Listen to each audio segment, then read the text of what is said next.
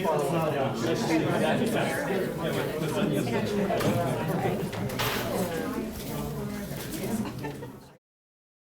morning, everybody. For those of you who do not know me, I'm John Brower. I'm your chairman of the board for the Missoula Area Chamber of Commerce. I'd like to thank you all for coming this morning. Give you just a brief background as to how this current business issues forum has started through the chamber and what our plans are for the future with regard to current business issue forums. We originally started this thought process through our Governmental Affairs Committee, and we thought that it would be a really nice way to reach out to our membership and educate our membership with regard to issues and involve many of our community leaders in this process. And so Nick Kaufman is our leader of our legislative division, and a lot of this has come about through Nick's leadership. And Nick, we certainly appreciate your thought process in this. Welcome. We appreciate all of the panel members that have taken the time out of their day to be here today, and thank you guys for being here. And without any further delay, I'll introduce our MC, Nick Kaufman from WGM Group. Thank you, John. Nick. Would you do that again? Thanks. I have a few fans out here. Welcome. Good morning. We have an annual event called the State of Missoula, and at the State of Missoula, we broke into tables, and the tables thought of some contemporary topics they wanted to ask our panel at the State of Missoula. And one of those first questions was, hey, there's a lot of stuff going on in Missoula, and there's lots of traffic improvements, and there's great things going on in the downtown, but how do we get from where we live to where we need to shop and work and get services? And it was Mary Ellen Campbell that asked that question. And so the Legislative Committee decided in some previous discussions that the State of Missoula is a pretty important thing relative to the Chamber. It helps inform our members. And so what we decided is through the year we try to have forums on contemporary topics that would help. I did try that. I think Mr. Kaplan snuck into my pocket and took care of that. And so anyway, this is the first of a series of forums that we help inform local business people and members of the Chamber of Commerce on important issues in our community. And so this is a topic on transportation and economic development. So how many people have been in Missoula for the last 15 years? All right. And so Missoula has changed, right? We don't have export industries here anymore.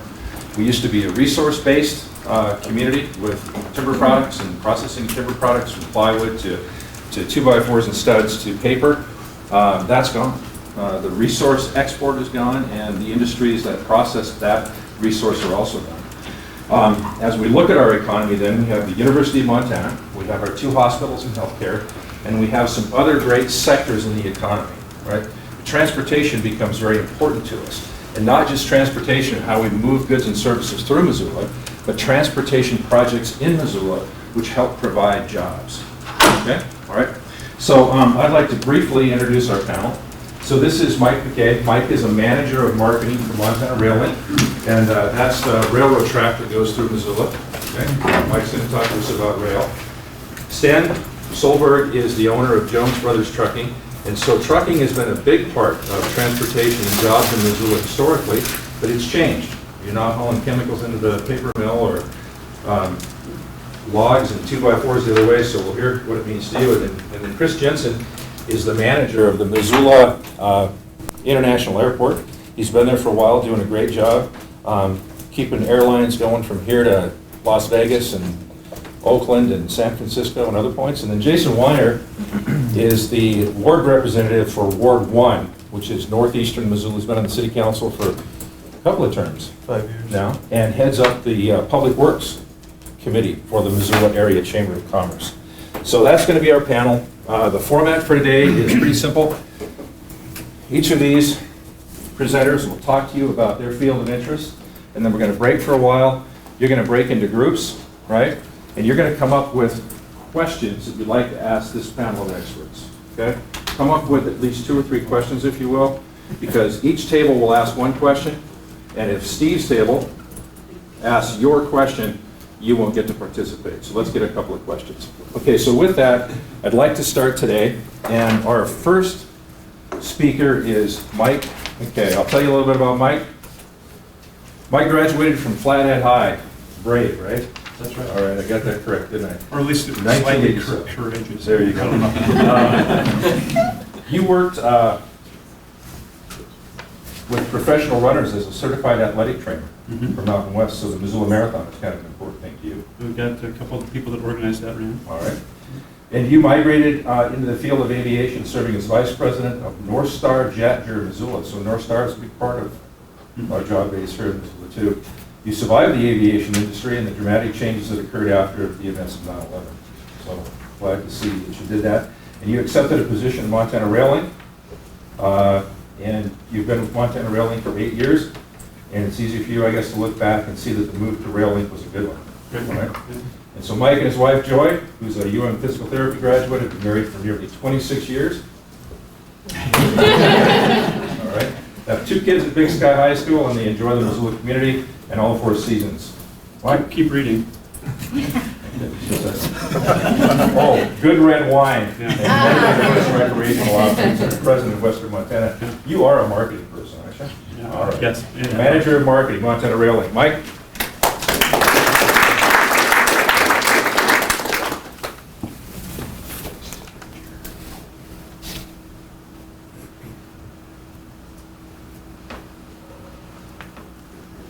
Pardon me for just a moment here. So greetings, everybody. Thank you for taking the time out of your day to come here and be with this group and to be able to take the opportunity to learn a little bit about these different industries and what we do in our economy here in Missoula and beyond, really. I want to thank Steve Maurer for helping get this put together in the chamber, for sure, for creating these forums and these opportunities for us all. Again, my name's Mike McKay, and I'm a manager of sales and marketing, and you probably wonder first, what does a manager of sales and marketing do for the railroad? There are 3 of us at Montana Railing that deal with our commodities that we handle on our system, and we work to develop our existing customer base as well as any new potential customers, trying to help for opportunities for growth and expansion in the markets of transportation of freight. And we are a freight railroad. MRL is part of the Washington companies. In the Washington companies, there's transportation where MRL's at. There's real estate, equipment, environmental, and of course mining. And with this, where Montana Railing fits into this picture is that we are part of this common carrier network of rail across North America. There's 7 Class 1 railroads in North America.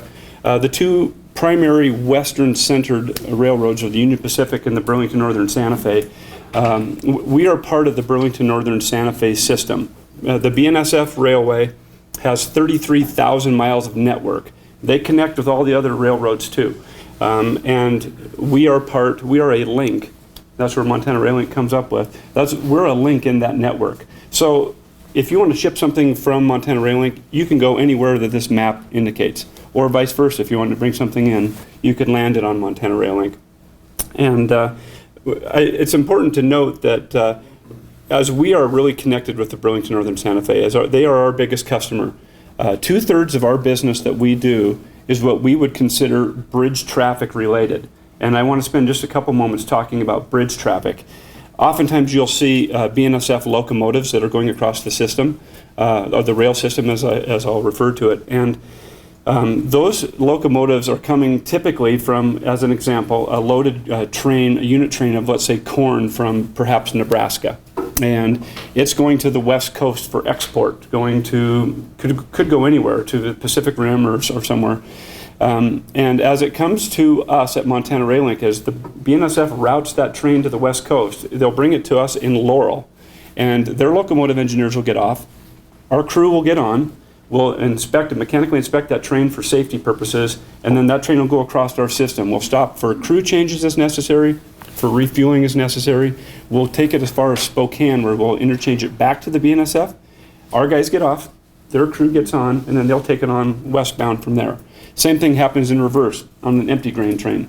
And that's kind of a huge component of what we do. Again, 2/3 of our business is tied to that bridge-related traffic. Let's drill down a little bit to Montana Rail Link. I guess I don't want to do this. I'll restart later. We have 937 miles of track that we maintain and operate. We're 100% responsible for all the cost going into taking care of this railroad. And we run from a place called Jones Junction on this east end out by Huntley, and our operating area goes to Sandpoint, Idaho.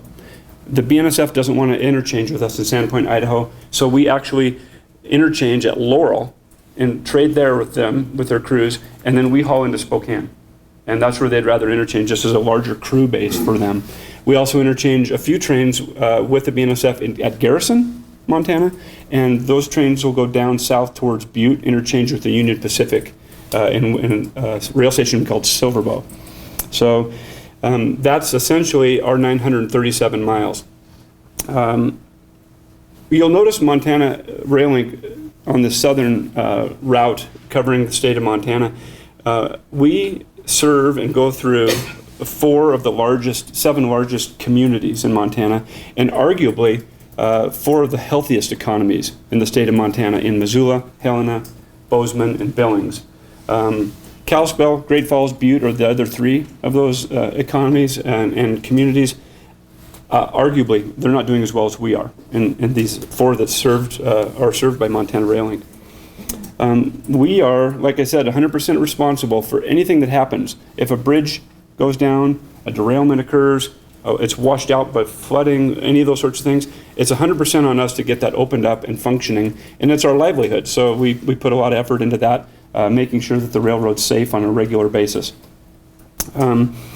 We have currently 53 of our 96 locomotives that we own are in service, and we try to run the fleet lean. Through the economic downturn we all faced, we're in a situation where we all have to be careful of every dollar we spend, making sure that we're doing the right things with that.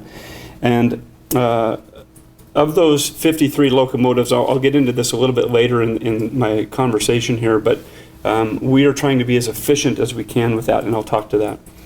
We have a little over 1,300 freight cars that we have in our fleet.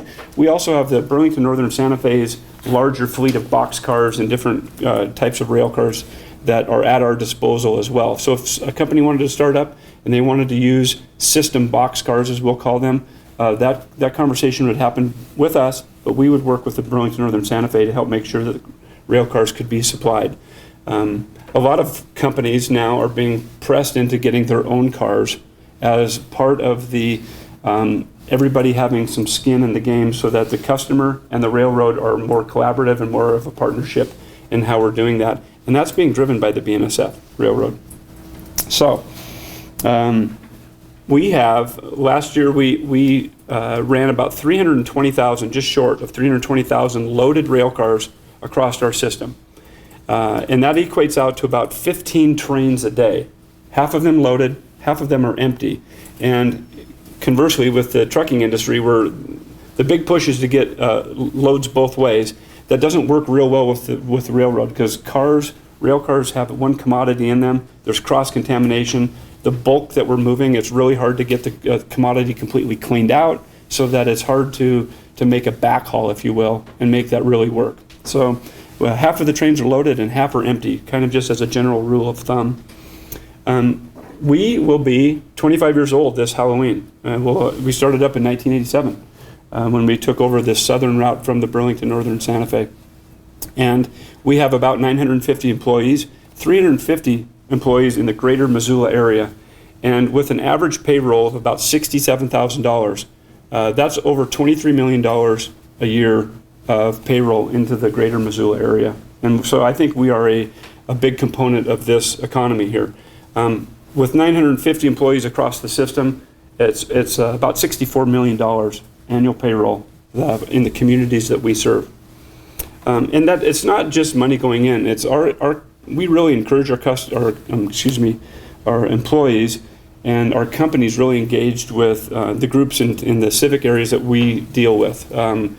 Currently, we have a high rate of people that are engaged with the United Way and giving to the United Way and the agencies that the United Way serves. We help as a primary sponsor of the Watson Children's Shelter here locally with their big event that's coming up on May 12th, which is the Bike for Shelter.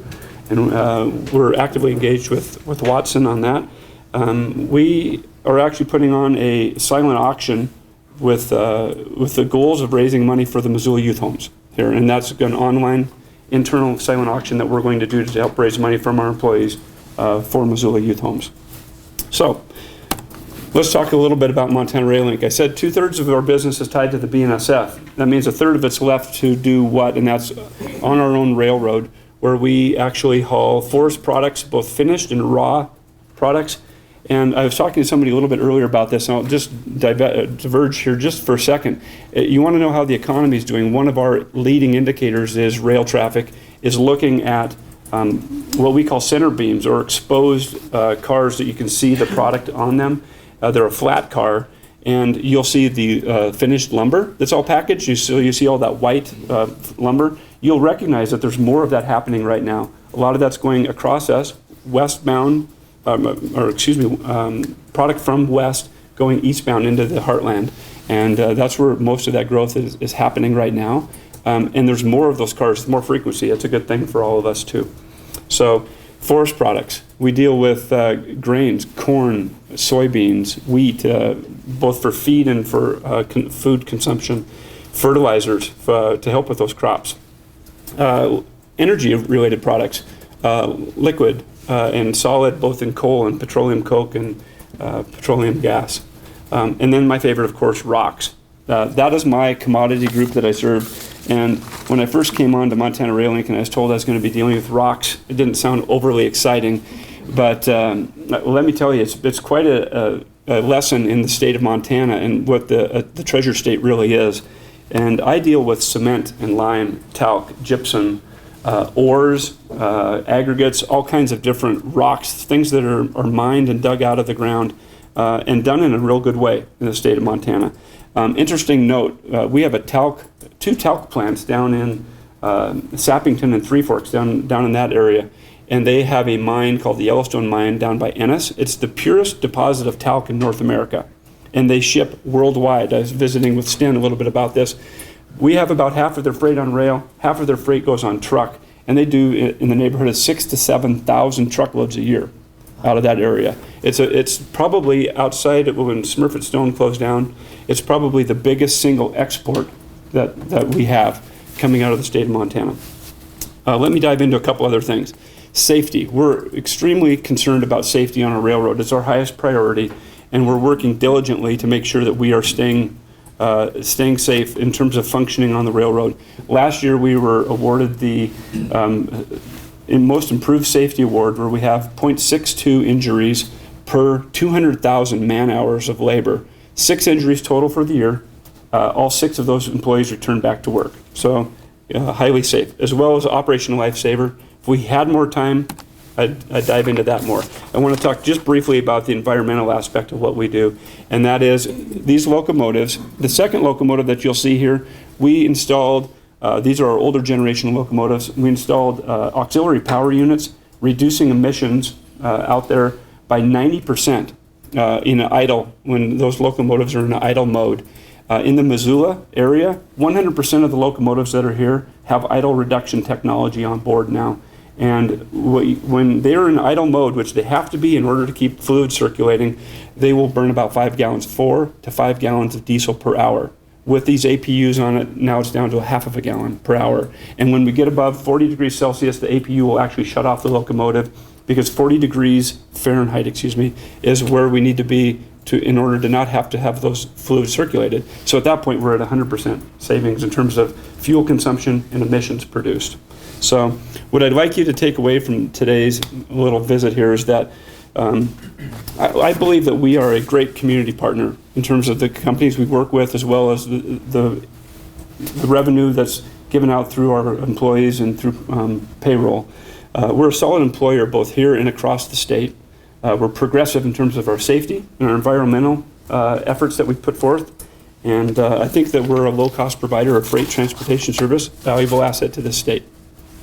Thank you. Thank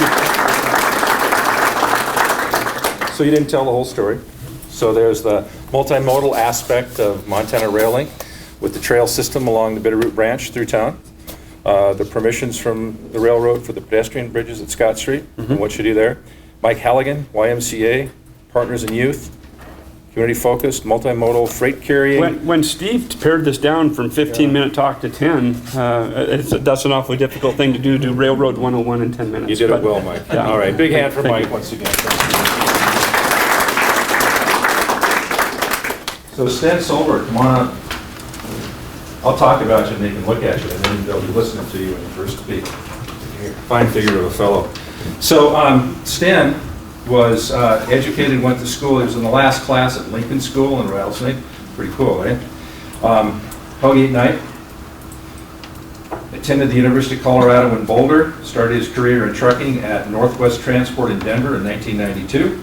He returned to Missoula in 1996 after spending 10 years in Colorado and started working for Bitterroot International Systems. In the spring of 1998, Stan started Jones Brothers Trucking. Jones Brothers is a flatbed trucking operation covering the 48 lower states and all of Canada.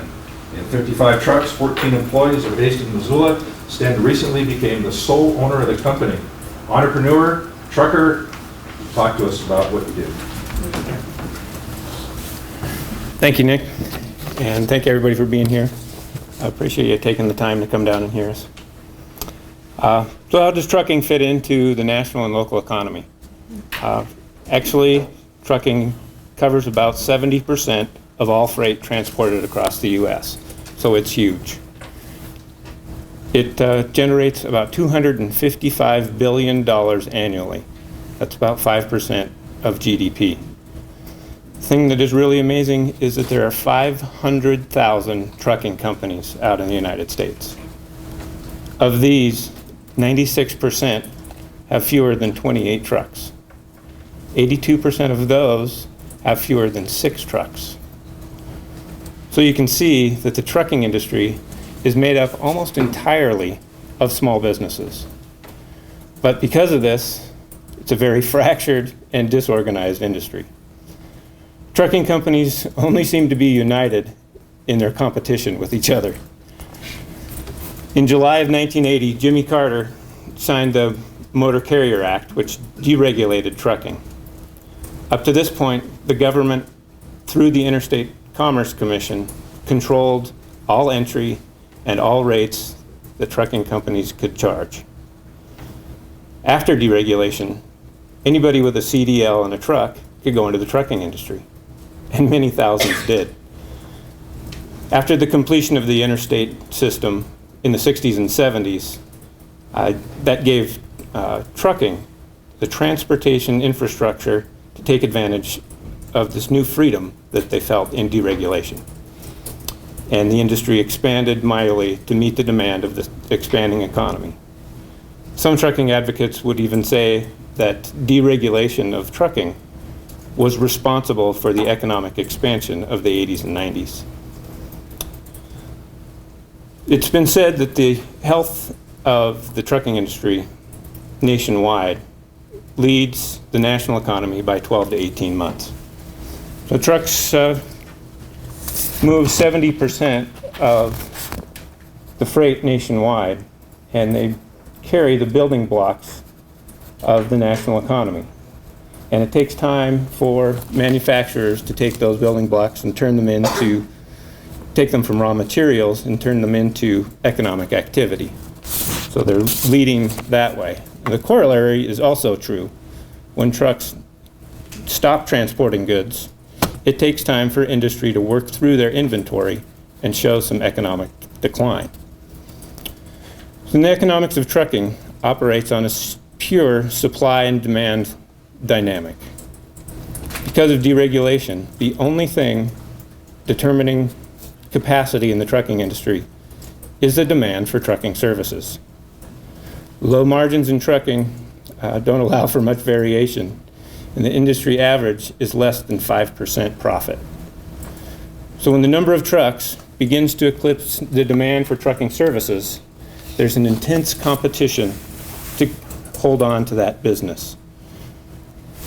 When there's great competition and business is going down, rates fall almost immediately. Trucking companies go out of business when they can't raise their rates and cover their expenses. When demand returns, capacity immediately comes back and trucks are back on the road and the health of the industry comes back. Excuse me. Though trucks have always carried the building blocks of our national economy, I would argue that it has only recently become a more reliable indicator. The wild swings in the industry immediately following deregulation have lately begun to level out. Many in trucking are becoming more wise to the business cycle, and there are some rising barriers to entry which have slowed the reaction times in relation to demand. So, if this industry is a good predictor of the national economy, what's happening now? Well, after the Great Recession, I believe that trucking has reached a minimal equilibrium. We're at a low level of demand, which is matched with a reduced capacity in the industry. And I think that equilibrium kind of started about the first quarter of 2011 and has stayed steady since. And even though we've been assured that the recession is over, we've seen almost no growth in demand. So unfortunately, I can't report that there are indications that the national economy is going to take off anytime soon. But what I can say is that the steady business that we've seen over the last year shows that the economy is somewhat stable and may be advancing slowly. The trucking industry in Missoula grew up around lumber and wood products, and when I-90 was completed in the mid-1960s, it allowed lumber producers to reach new markets all across the country via truck. This opportunity allowed for great expansion in trucking in Missoula, and it has only recently declined with the decline in production of wood products. The closure of Stimson Lumber, Smurfit Stone, and the like have changed what Missoula trucking companies can rely on for business in Missoula. Most companies that have survived, and many have not, have had to diversify to industries outside Missoula. And I really doubt that Missoula trucking industry will ever again be tied to local industry. Trucking will remain as a major contributor to Missoula's economy, both with the hundreds of direct jobs and more people employed as vendors supporting Missoula truckers. That's all I've got.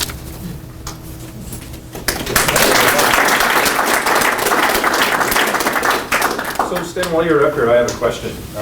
You know, the economist in me wants to say that Mike's industry hauls large quantities of material and they break bulk and we put them on trucks and distribute them. But is there a relationship between Montana Rail Link and your trucking company in terms of what they carry? Do they ever offload onto your trucks and you distribute them to other parts of the country or the region?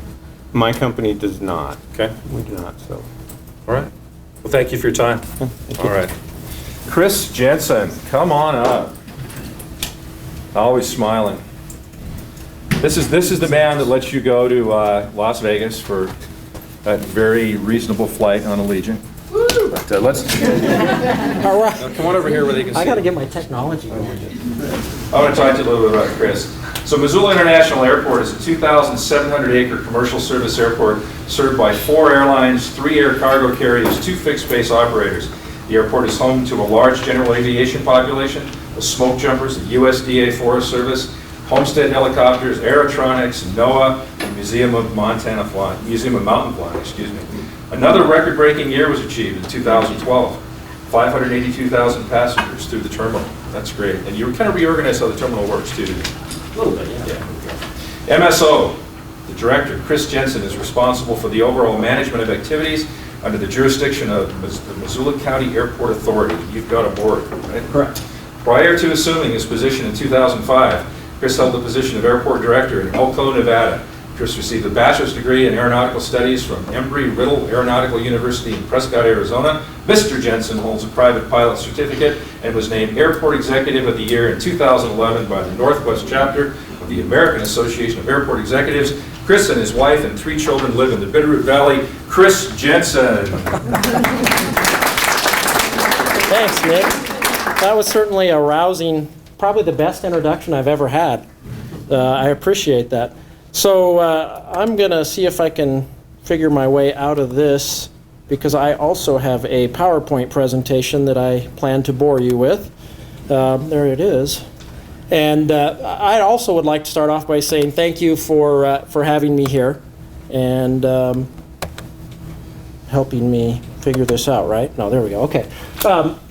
So obviously we don't have a lot of time, and I wanted to focus a little bit on economic activity. That's what Steve and I talked about. I decided it didn't make sense to talk in general terms about the airport. So I really want to talk more about one specific topic. And I'll give you some general background information, but just very briefly. If you really want to know more, we can talk about that later. But what I will talk about is the economic impact of a low-cost carrier in our community. So with that, so the background information that you need to know about our airport is that we have currently today 11, or starting on Friday actually, 11 nonstop destinations in our community. So that's equivalent to what Spokane has. I always find that shocking, and people always seem to agree that that's a little bit surprising. A community much larger than ours, the size of Spokane, has essentially the same number of nonstop destinations that we have. Now yes, some of ours are seasonal, some of theirs are seasonal, so there's some differences in there. The one thing that they have that we don't have is that low-cost carrier. And in their case, it's Southwest Airlines and Frontier Airlines. Both are considered a low-cost carrier. Now, Southwest isn't coming here, I'm sorry to say. Not anytime soon. We all want them. We talk to them. Brian meets with them. Brian, our deputy director in the back of the room, has met with them numerous times. They say nice things to us and then show us the door. So, what are we going to do? Well, there are other low-cost carriers, and Nick's getting up, so I'm getting nervous. Oh, So there are other low-cost carriers in the industry. Southwest we talked about. AirTran was recently acquired by Southwest, so we really have one less now. Frontier, which is really in the end going to be the focus of this conversation, and JetBlue, which is a carrier that's really based on the East Coast. It does have a little West Coast service, but not a lot, and really nothing in our neighborhood at the moment.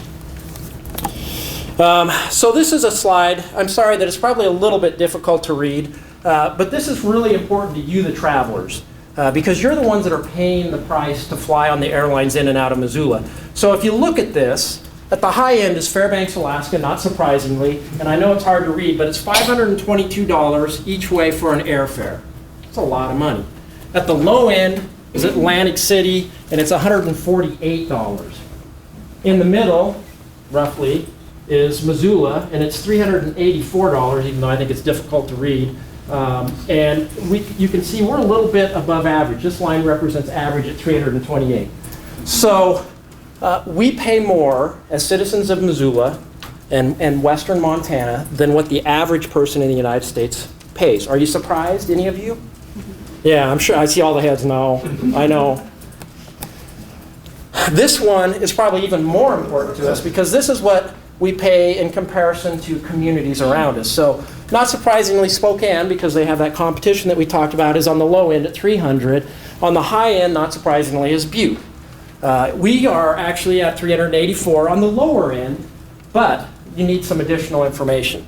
We're on the low end because Allegiant Airlines flies more service in and out of Missoula than any of the other communities, and so they tend to suppress our prices, but only on very specific markets: LA, Phoenix, Vegas, now Oakland.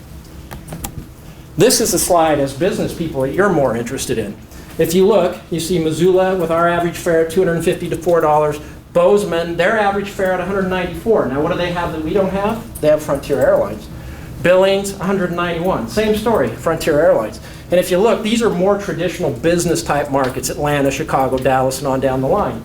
So obviously, as business people, this is of concern to you. Now, if we all did business in Phoenix and Vegas and LA and soon to be Oakland, and we could go, twice a week on whatever schedule Allegiant dictates, then we're in pretty good shape. But that probably doesn't work for the majority of you.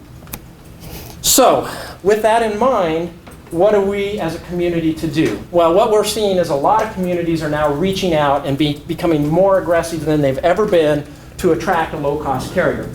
In our case, we're really only focused on one because there's only one that really potentially is going to offer service to our market, and that would be Frontier. Frontier has about 68 different markets that they connect to out of Denver. So that means that you're able to go from Missoula, if we were to land this service, Denver, and then beyond, all within their Frontier system.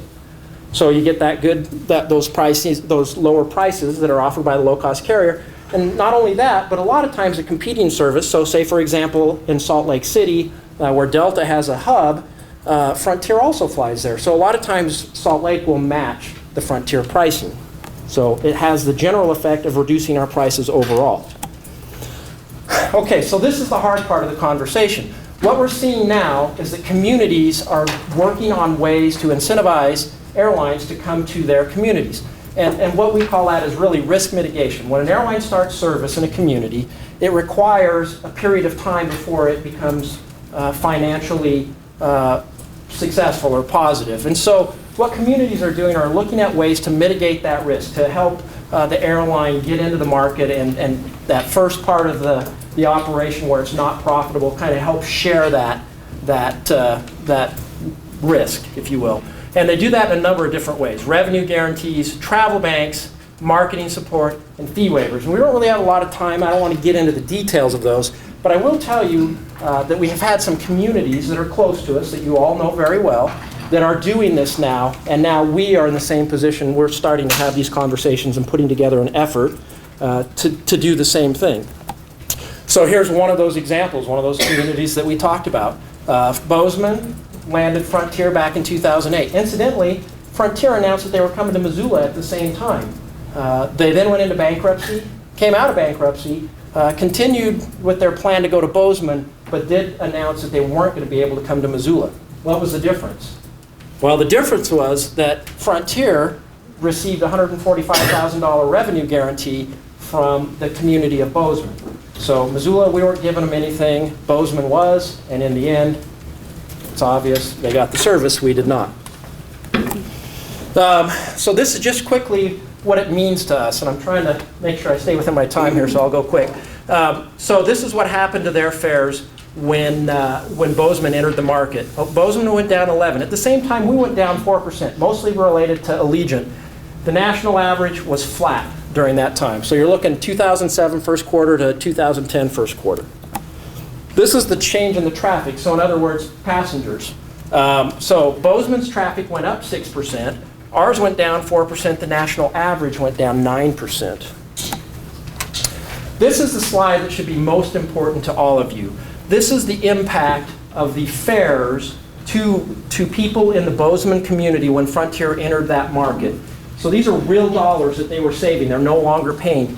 So they saved annually $8.3 million because Frontier entered the market, brought the fares down.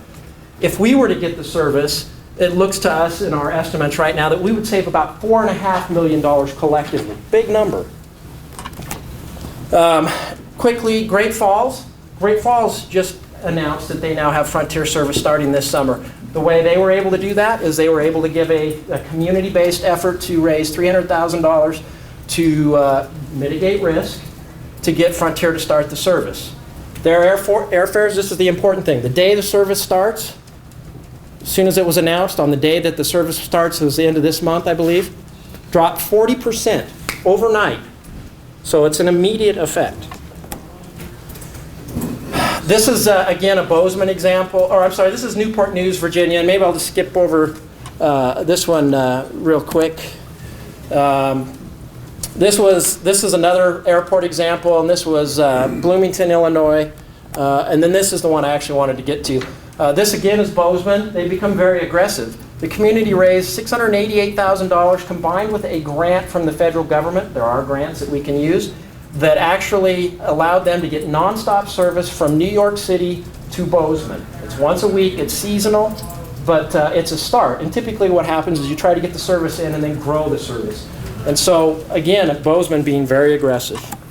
And with that, hopefully I stayed within my time, and I look forward to answering any questions you might have when the time comes. You're a little ahead. I was a little ahead. Thank you, Chris. Jason Weiner.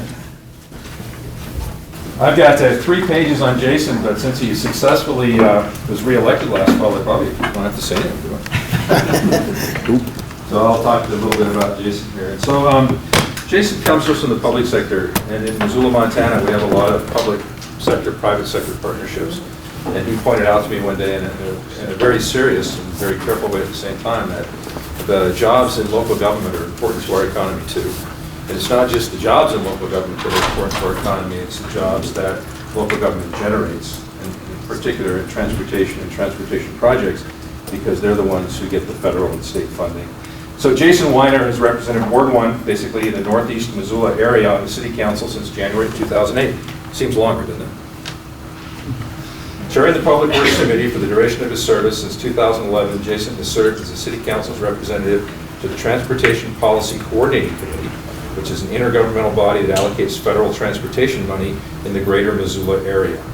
Currently, Jason serves on the Russell Street Technical Design Team, as well as steering committees for strategic planning and transportation demand management services. He also is a small businessman and has a computer services business, Texarcist. The Texarcist. Yes. The Texarcist. Jason Weiner.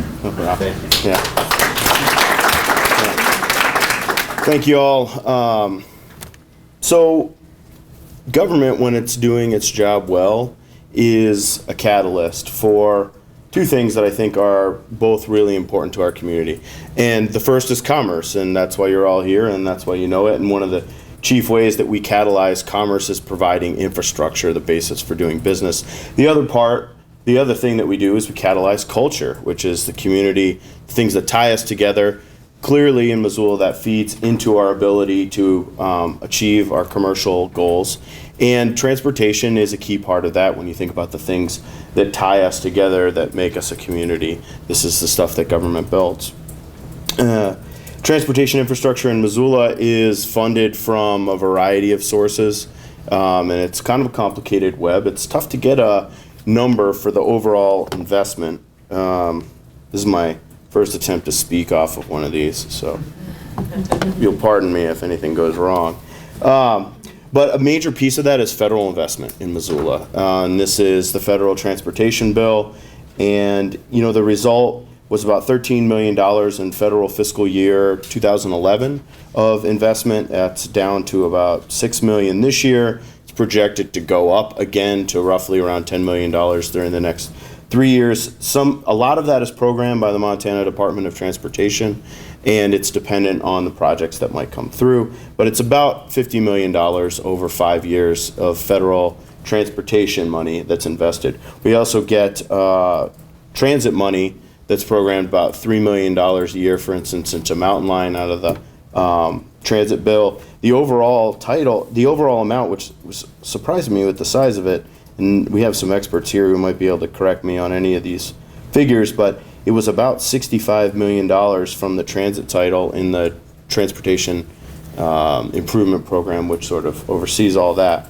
And that, like I said, the lion's share, $3 million a year is to Mountain Line. We see about $300,000 a year to the Missoula Valley Transportation Management Agency, and then there's capital investments that go to a number of different areas.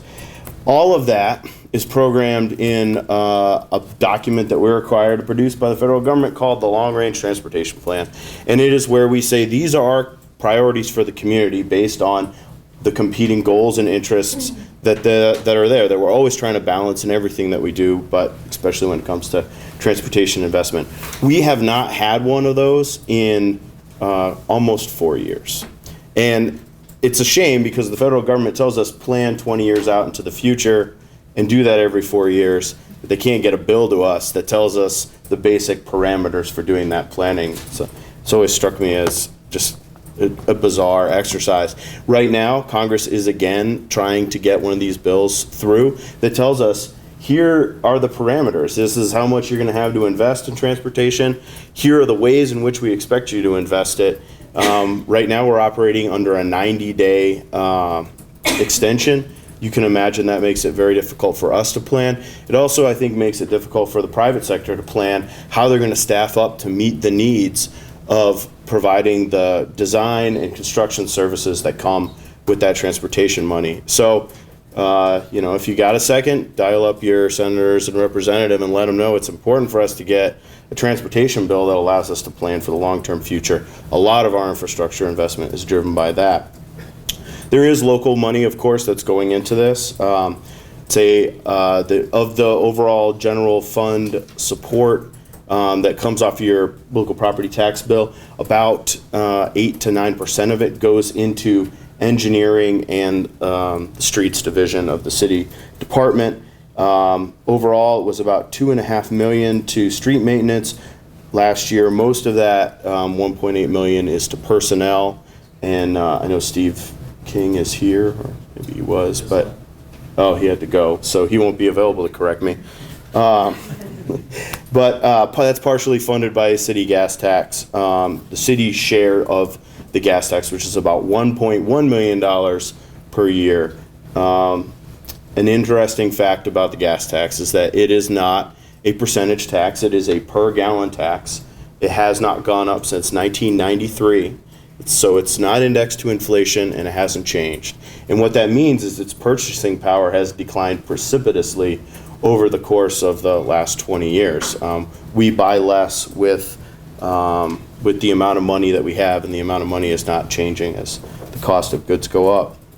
And there's also, as I said, property, that balance there is made up by general fund from property tax levy, as well as the road district that we have that allows us to do some new programs and things like that.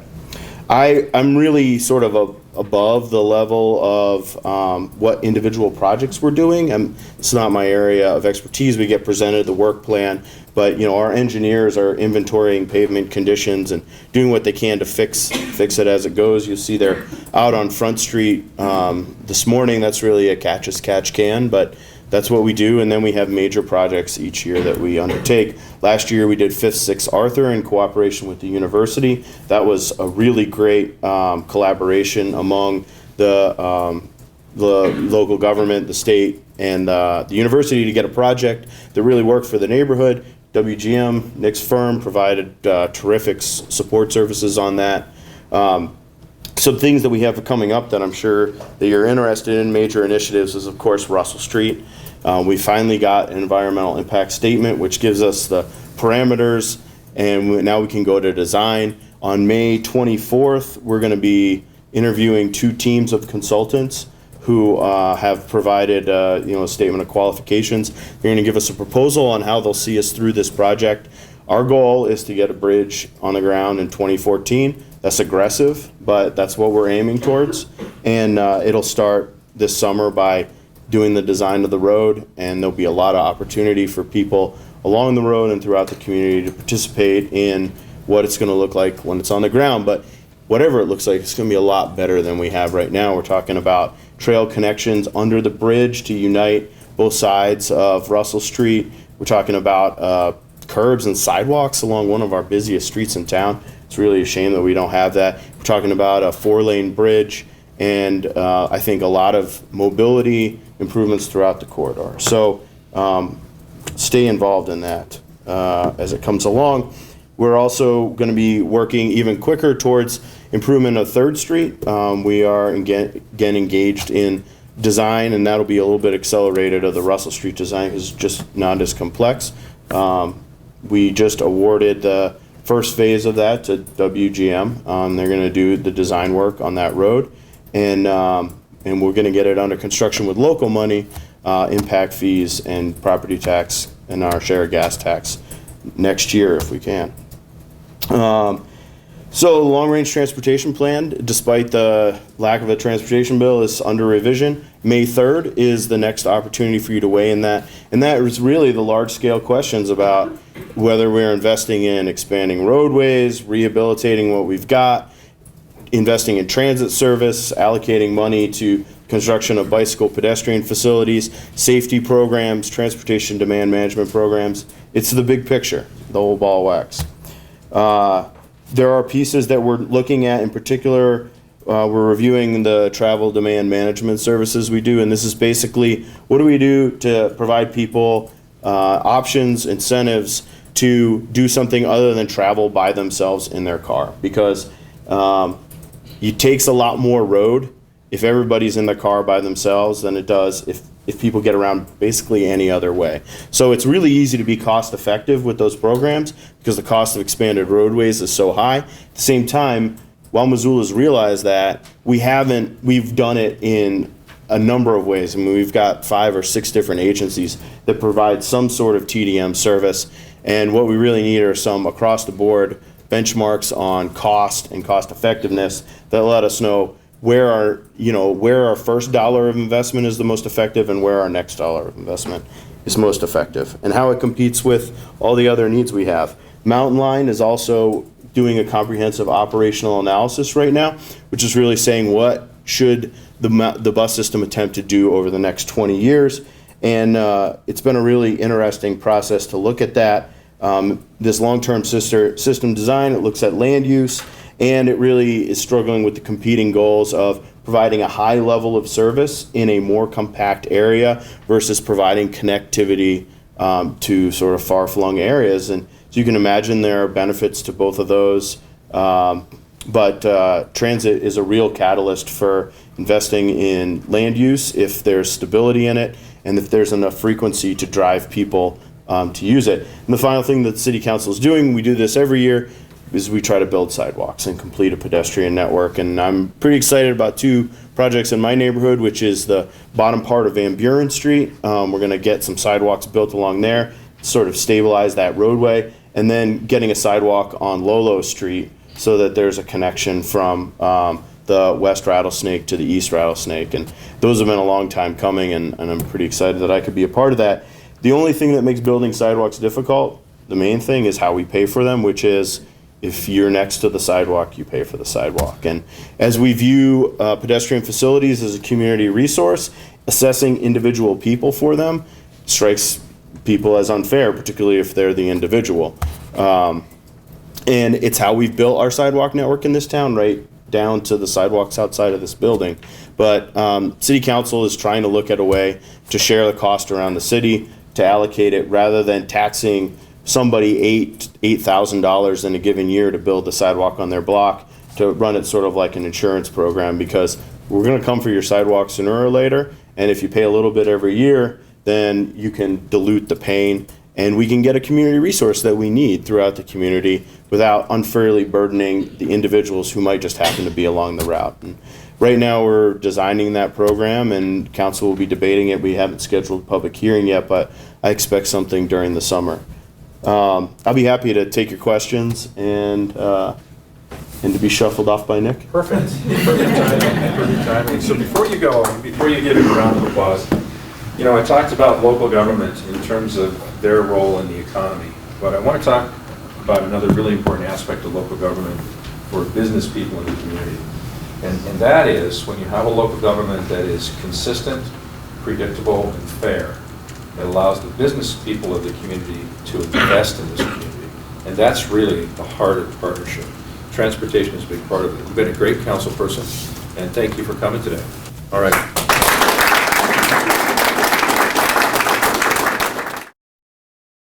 All right, so John, Sean, Brigida, Wolf, have you got a question for us? We do indeed, Dick.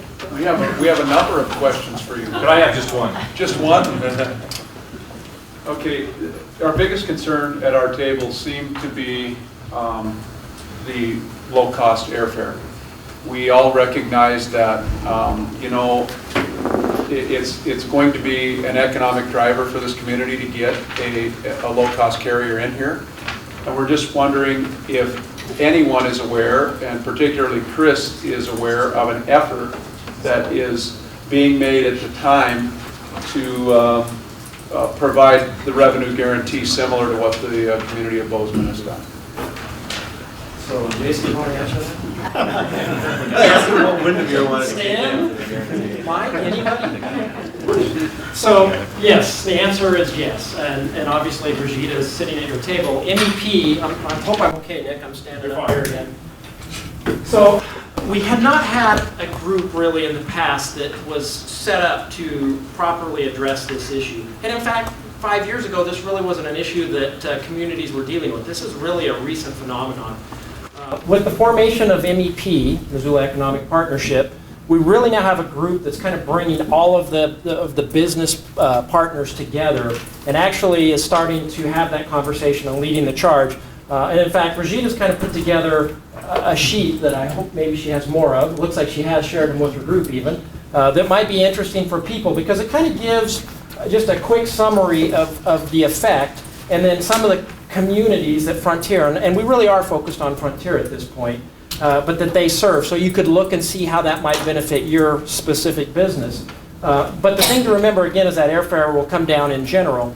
And so what we're talking about and what we've seen in other communities is organizations, in our case probably MEP, reaching out to business partners in the community and saying, listen, if the fares were to go down by 10% or 11% or in Great Falls' case 40%, would it be worth contributing a small amount of money, a small portion of your travel budget to try to incentivize that airline to come to the community? Obviously, if the airline comes in the way it works and they're financially successful, which is what we would hope for, you don't spend any money. But if it takes them a month or two before they become financially successful in your community, then you subsidize, if you want to use that word, for a short period of time. And so that's kind of where we're at today. I don't know where John went. No, there he is. Did that answer the question? It does. It does. Plus he's out of time. Thanks. Plus I'm okay, thanks. I love this job. Do you have a question for us? We do. It's more for STEM, and as consumers in this community, practically everything that we eat, except maybe the seafood special at the restaurants, comes into town via truck.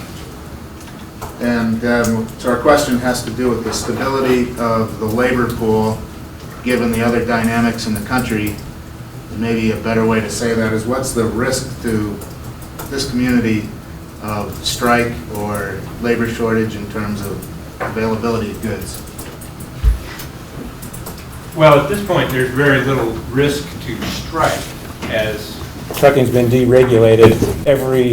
Not every company, but most all the companies out there are independent. And striking against such a diverse group of companies, they're spread all over the country. And servicing Missoula, companies from all over the country actually deliver goods into Missoula. It's not just companies based here. So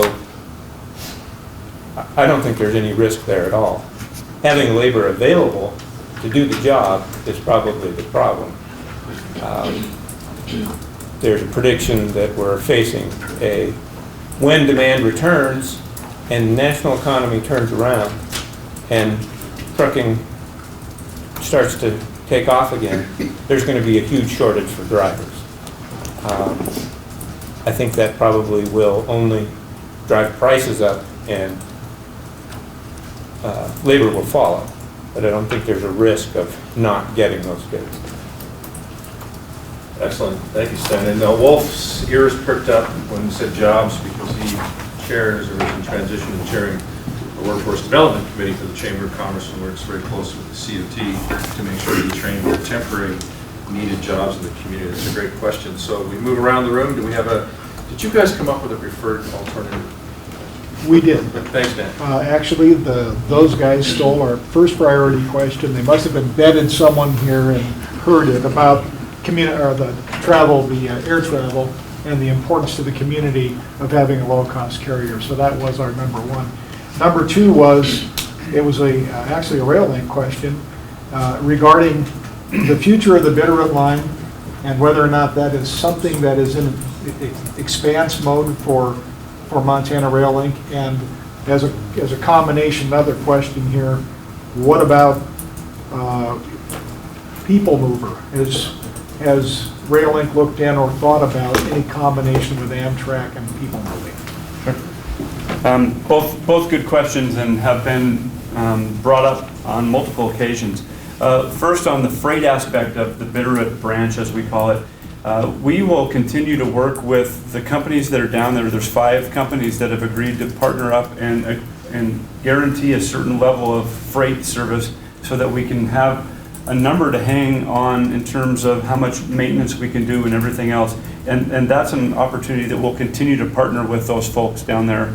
In addition, we have every vested interest to help try and grow business down there. And this will buy us both, the Bitterroot community as well as ourselves, more time to try to understand what other businesses we can develop down there for freight transportation. The Bitterroot line's got some challenges in terms of keeping that maintenance-wise and everything else. If we don't have the freight to support it, and there's not any government money or anybody else's money coming into the maintenance aspect of it, we're left to do that on our own. So it's really bore on the backs of the transportation dollar that's down there. In terms of the people mover aspect of it, there's been a lot of conversation, and there's a small but very vocal group of people talking about the possibilities of passenger service, if you will. And I'd have to say, you have to walk before you run in terms of moving the public anywhere. And Jason would probably speak to this as well. If a bus service was in place first and that was overwhelmed in terms of opportunity, then it would make more sense to get into a situation of moving people by rail. It's romantic to think that we can move people by rail out of the Bitterroot, but in terms of the number of grade crossings we have that cause the train to have to go slow, everything else, and then landing it just once a day in Missoula, and then everybody would have to make that train to get home. It's not like light rail in, let's say, Portland, where every 5 or 10 minutes you can hop on the light rail at a stop. So it's fraught with challenges that way. So I guess we go back to the fact, if you end up having enough commuters that would pool together and go by bus, and we could maybe migrate to that next step of conversation. Thank you, Mike. Appreciate that. Thank you, Dan, and your group. What do we come up with over here? Well, actually to kind of follow up with the bus conversation, and my question, it really is directed to Jason. You had talked about the concept of if we could get away from everyone driving in their cars by themselves, this concept of commuting in the community. A lot of that, looks at the mountain line system and what it is today, and some of the changes that could happen in order to generate the environment where we increase the amount of users on the bus system. If Mountain Line was able to make changes to have maybe more frequent schedules, more stops, would it be possible to set up some sort of financial incentive for some of the larger businesses if they had 20 or 30% of their employees commuting on the bus, or some sort of way to generate some of the bigger businesses to really encourage their employees to get on the bus? Do that. It's an interesting idea. I'm not familiar with a program that provides a direct incentive to employers like that. We do work with, say, the Downtown Association, where part of their membership is a pass to allow their employees to ride the bus for free, but that's something a little different than what you're talking about. I think it's a really interesting idea. When you have a big concentration of employees at a certain location, it certainly does provide an opportunity to work with employers, to talk with employees about how they get to work and what are the possibilities. I worked out at DirecTV for a while, and I mean, that's a parking lot that overflows whenever their employees are out there. And it's because of the availability of different ways to get out there. I mean, I try to ride my bike, but at 6 in the morning, a 5-mile bike ride to work is a challenge, even for the most dedicated. So that's, that's why we have an agency like Missoula in Motion that works directly with employers to help their employees plan. I don't know if we've ever thought about doing something other than providing the service, but Nancy Wilson is here from ASUM Transportation. There's a giant employer, they provide their own TDM. Nancy, are you aware of programs along the lines of what's being discussed? Well, the only thing, it's more to the employee. There's tax incentives that you can offer your employees themselves to not drive. So, and I don't know a lot about those tax incentives, but I know that Missoula in Motion does. So that would be the people you'd want to talk to if you wanted to provide that as a benefit to your employees to not drive. They can get a tax incentive for that. So there's a federal benefit called the commuter tax benefit that's currently set for reauthorization in the next transportation bill. I think it allows employees to deduct, I think it's up to $160 a month for transit expenditures for commuting. Great, and what's that little event coming up in Missoula? Is it next week? Bus? Bike walk? Oh, bike walk bus week. Yeah. Say it quick, say it fast, 3 times. Bike walk bus week. You do it way better than I did. All right, you've got you guys, questions answered. That's it. Everybody's had a chance to ask a question. Any other questions? We have a little bit of time. Something you're dying to know? Yeah. I just want to follow up on that question about public transit and why or how it could work better in Missoula. And, most of the folks that I talk to, when I say, hey, how come you don't ride the bus into work or ride it to wherever life's taking you? And the number one response is it just doesn't run frequent enough. When I have to wait for an hour or a half an hour for that bus to get to the stop, it really just kind of crashes my whole day. And so I think, as the public moves forward with Mountain Line and its planning efforts, that's really a key goal, is how do you get more frequency with the buses and how do you do it cost effectively and within a budget that you can afford. And so I think that it goes hand in hand with the incentives that the employer would provide to the employee. So just a follow-up note. Okay. Thank you. As we think about that, because we just moved our offices over to East Broadway, so if I go from East Broadway over to Reserve Street in the vicinity of Southgate Mall or Community Hospital, that's a 20-minute drive. Unbelievably, it's a 20-minute drive. And the 20-minute wait for the bus seems relatively small as you really think about the transportation times in Missoula to get from one side of town to the other. Any other conversation relative to that question in the panel? Chris, someone else? No. Yes. I just wanted to clarify what your question was. If it was just talking about incentives for employers to get their, offering a fare incentive, like a free fare or a bus pass, or are you talking about partnering with an employer to in some way subsidize Mountain Line's operating costs? I was actually thinking more along the lines of, is there a way for a business to get some sort of financial incentive from the city or in order to promote 20 or 35% of their users to use the bus? Okay. In order to free up some of that, usage on the main roads. So we're talking, about some fare incentives, and so Jason did. Yeah, there's some indirect ways, particularly if you're building something that's new. We have parking requirements, and parking is really expensive to build. And our zoning ordinance allows for alternative compliance with parking. So travel demand management strategy would be one way that you reduce the amount of parking that you have to provide. The other thing is that, if it's a really big project, you're going to have to do some kind of a traffic impact study. And I think if you can make a convincing case again that you're not going to have every person who gets there in a car by themselves, then you could diminish what is a very large fixed cost when you're doing something new. And the engineering firms in Missoula have gotten together, and any new subdivisions won't have outlets or inlets, so the cars will stay inside. Thanks for thinking about that. All right, so the other thing we talked about is what would be a good topic for one of our forums. Anybody have any idea? Oh, Rashida. Wait, actually, somebody else in our group had a great question about an intermodal facility in Missoula. Oh, right. It was, the question came up, I think, from you, Nick, that, what's the intermodal train trucking link in Missoula? And you're saying that, for Jones Brothers, it's not necessarily there.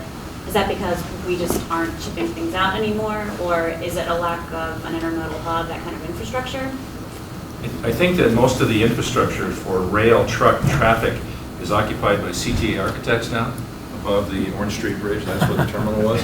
There's really not a rail truck terminal, Mike, that I'm aware of in Missoula at this point. No, and in fact, Montana Railing, with our contract with the Burlington Northern Santa Fe, we don't have the authority to handle containers on our line. And where they do intermodal distribution and truck transfer sort of stuff is where they have a pretty good equilibrium of loads and empties of those containers. Because as we're a consumer state, so if we just brought stuff in and there isn't a load to go out, then they've got an empty haul back with that container. It's kind of a wasteland for them in terms of the containers. That's a problem. And it's been tried a couple, 3 times by kind of the central corridor of our state, looking at what can we do to pool those sorts of things. Very difficult challenge. Stan could talk about it more than I could, but there were certain federal regulations relative to the trucking industry and certain things that happened that really made long-haul trucking, instead of freight terminals from rail, a better way to do things. And that's another conversation another day. Speaking of another conversation another day, any suggested topics for the Chamber forums? All right, with that, oh, Jason, sorry. I'm interested in learning more about banking. I mean, finance is this increasingly large part of our economy, and understanding the lay of the land in local banking, how much is national players and what local players see would be very interesting. How much surplus money is in our banks that we might want to borrow to stimulate the economy? That's a good one. Anybody else? All right, thank you to First Interstate Bank for supplying the room and the venue. Really appreciate it. Hope you all have a great time. Don't get up yet. I want to thank the Missoula Area Chamber of Commerce staff, our CEO, Kim Luttrell, thank you. Steve Maurer, who put this whole show together. Steve did a great job and a great turnout. Kimberly and Sarah, thank you very much for your support. The Missoula Area Chamber of Commerce is a relevant and credible voice for Missoula business. These forums are one of the outreaches that we use to help inform the Chamber of Commerce members of what we do and what we're about and what we do strategically in this community to move business forward. Thank you to Jason Weiner, the Missoula City Council, and the Texarcist, Technical Computer Support, for giving us your time today. I want to thank the Missoula County Airport Authority for Chris Jensen's time, for Jones Brothers Trucking, for Stan Solberg, and for Montana Railing, for Mike McKay. A big round of applause for